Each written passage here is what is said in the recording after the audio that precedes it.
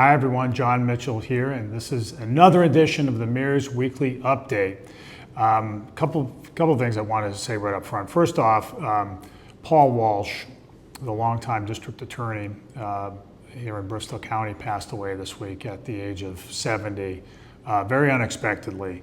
Paul was a very alive guy in so many ways. He was the longest serving district attorney ever in Bristol County, and his office prosecuted a number of really tough cases over the years. He assembled a really strong group of prosecutors, and they were able to achieve an awful lot, and a lot of them have gone on themselves to become elected officials and judges and have assumed other important professional roles.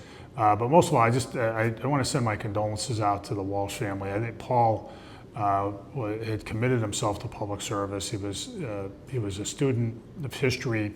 He was an aficionado of all things Irish. He really bled green, but was just an all-around decent guy. And I was very sorry to hear about his passing. And I know a whole lot of folks in New Bedford and throughout Bristol County were as well.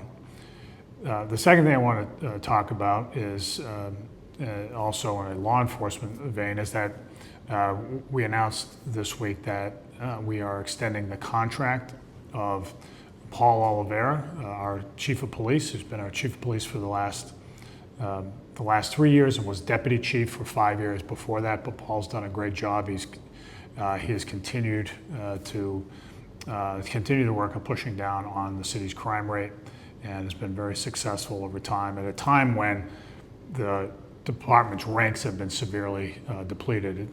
Police recruitment is very challenging today, as you know, and we feel it here in New Bedford especially. And despite the diminished ranks in our police department, he has been able to continue the successful run that we've had over the last decade. So continuity counts for a lot. Stability in the department counts for a lot, and so we're pleased that he's willing to sign back up for another 3 years. So we expect to see a continued run of good performance.